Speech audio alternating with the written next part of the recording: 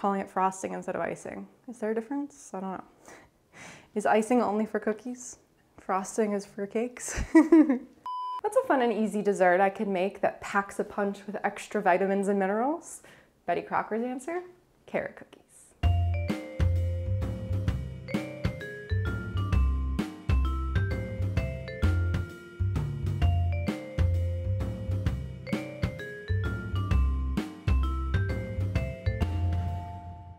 I'm Melinda and I'm cooking my way through Betty Crocker's 1971 recipe card library. Today we're making carrot cookies, which is from section N, Favorite Family Desserts, card number 22. I've had carrot cake before, but I'd never heard of a carrot cookie. So I'm intrigued. Is it gonna be healthy tasting? Is it gonna still be a fun, sweet dessert?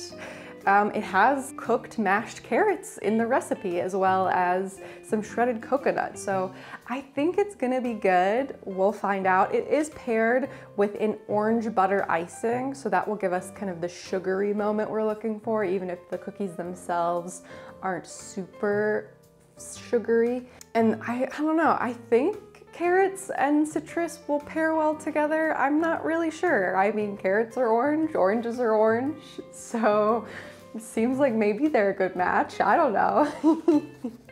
Let's give it a try. We're gonna start making our carrot cookies by mixing together the wet ingredients. So that's the shortening sugar, eggs, and carrots. And the recipe calls for a cup of shortening, parentheses, part soft butter. So I took that to mean a half cup of shortening and a half cup of butter, I guess. I don't know. Maybe it's just kind of like you can use part butter if you have it. You know, in the days of the Great Depression or whatever, you might not have butter, you might just have shortening. So I've got some Crisco here. And then I also have a stick of softened butter. It's gonna be a very buttery cookie. So then I have 3/4 cup of sugar going in, and then I have 2 eggs going in, and then I have a cup of mashed carrots. So what I did is I boiled the carrots until they were soft and I could put a fork through it. It was about 20 minutes, and then I mashed them with a potato masher. So that's our cup of mashed cooked carrots going in. All right, and then we'll just give this a little blitz until it's mixed together.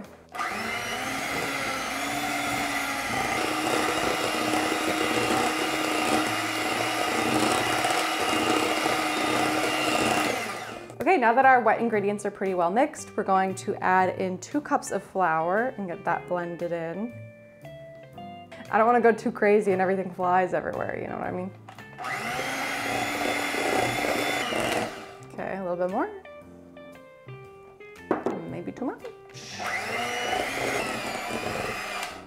And then I'm also going to add 2 teaspoons of baking powder and a ½ teaspoon of salt.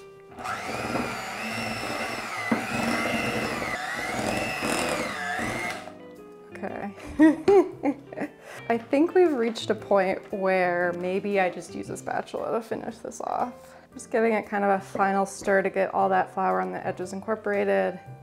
There are kind of big chunks of carrot in it. I could have probably mashed the carrot finer or used a food processor to mash the carrots, but I kind of like that. I like that you'll see bits of carrots in the cookie, hopefully. And it's got kind of a light orange look to it. So finally, I'm gonna add the 3/4 cup of coconut and get that incorporated in. Is there coconut in carrot cake? I can't remember. Seems like a weird addition. But I guess I'll add some sweetness and some texture. These are gonna be very sticky cookies. All right, let's get cleaned up and then I'll drop them onto a sheet tray. Okay, it says to drop dough by teaspoonfuls about 2 inches apart onto a lightly greased baking sheet. I'm not gonna do lightly greased, I'm gonna do parchment paper because that's kind of easier to clean up. I hope that's not a bad decision. But I'm gonna take, it says a teaspoonful, which a proper teaspoon, if we were measuring, would be that much. But I want the cookies to be kind of big, so I think I'm gonna do that. I think that's fine. And I'm just gonna use 2 teaspoons here to kind of smush them off so our hands don't get all sticky. They look on the photo like they're kind of clumpy. So and they look to be about that size, I'd say. So we're just kind of making it up as we go, see how this goes, 2 inches apart. Once we cook this first batch too, we'll have a better idea of what like the size turns out to be and how far apart they'll spread while they bake. It's always kind of an experiment, the first sheet. Okay, let's put these in the oven at 400 for about 8 to 10 minutes, and then we'll see how they do. We've all heard of carrot cake, but where did carrot cookies come from? And can carrots really give you superpowers? Carrot cookies were popular in World War II cookbooks, as carrots were a staple in many a victory garden. What's a victory garden? Well, during the war, the US government pushed home and community gardening as a way to feed both military troops and the hungry population. Growing your own produce freed up labor, packaging, and transportation resources to the war effort. Growing your own victory garden also fostered patriotism, bettered morale, and created a sense of community. They used prominent figures like Mickey Mouse, Batman and Superman, and even First Lady Eleanor Roosevelt to encourage participation in victory gardens. So why did carrots grow in popularity in particular? Well, over in Britain during the war, the government would order these citywide blackouts to hide from German bombers. And since they had an abundance of carrots in a period of strict rationing, they began this really weird propaganda campaign promoting that eating carrots would make you able to see in the dark, which was a complete fiction. The Ministry of Food even had an entire advertising campaign led by a cartoon called Dr. Carrot. Although they didn't allow you to see in the dark, there was a benefit to pushing carrots into British and American diets. They're packed with vitamins and minerals, they're easy to grow, and because they're naturally sweet, they could replace a lot of the sugar in a recipe which allowed you to stretch your sugar rations. The myth became so widespread that it traveled to America, who was also preparing for potential blackouts. So posters, radio ads, and recipe booklets pushed citizens to eat more carrots, which is why we see recipes like carrot cookies from Betty Crocker.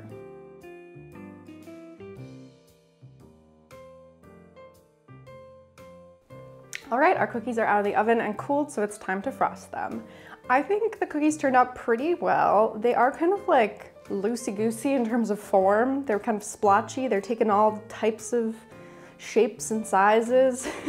There are like bits of carrot sticking out, which I think is actually kind of fun and nice. Like it makes it look like it's a carrot cookie. It has carrots in it.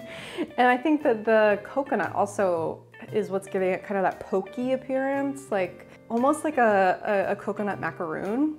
So I think they look pretty good. They're kind of rustic, but I think giving them some frosting on top will help. So right now we have about 1.5 cups of powdered sugar, and we are gonna add a few things to that to make our frosting. We're gonna add 3 tablespoons of softened butter and about 2 teaspoons of orange zest.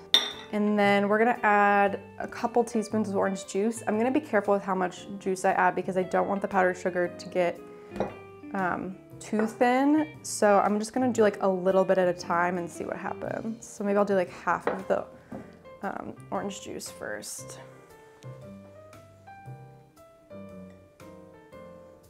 Okay. I don't know if I've ever made frosting this way with like butter and powdered sugar. I put the rest of the orange juice in, why not? I don't know if this is gonna be enough to frost 3 dozen cookies, but I think I'm just gonna take a teaspoon and kind of like push some icing onto each cookie, if you know what I mean. Just trying to find, some of them got a little overdone. I think it's this section. So we'll start over here. All right, I'm just gonna put kind of like a smush of icing on each one. They're already so like kind of misshapen that like you can't be too precious with the icing at this point. The icing is there just to add another layer of flavor. They feel kind of like cakey cookies. This frosting is, I keep calling it frosting instead of icing. Is there a difference? I don't know. Is icing only for cookies? Frosting is for cakes? But I was gonna say, this icing is spreading very nicely. I like it. All right, I'm gonna keep icing these cookies and then we'll give them a taste. All right, let's give our cookies a taste. I'm excited. Okay, they're so fluffy feeling. Will they be tasty? It's time to find out. Whoa, whoa, whoa. The orange is really attacking me. The orange zest and the orange juice and the butter, it's kind of all of them receiving right now. Let me take a bite that's got no citrus on it. It does need icing because the bite without any of the icing on it is very plain and a little, it's not dry, it's a very soft, very like, you know, fluffy cookie, but it's just missing something. I don't really taste the carrots, but I do think the carrots did bring a lot of moisture to it. I think that's why it's so fluffy. I can taste the coconut and I can get like, you know, the texture of the coconut is coming through really nice. It's just interesting that it's either all citrus or boring. It's good. It's very sweet. The cookie itself is not as sweet as the icing is. So if you're someone who doesn't really like super sweet desserts, you might make the cookie without the icing. And you just kind of get like a nice, subtle, fluffy cookie with a hint of coconut. Maybe you just make plain icing that doesn't have citrus in it. It's good though. It's a cookie. I'm not complaining about a cookie. I'm not feeling carrot cake at all from this, but maybe like a bread, like a banana bread kind of consistency, kind of bread-like. Very interesting. Very different. Never had a cookie like this before. Carrot cookies, these were pretty good. They're different. They're not like any cookie I've ever had before.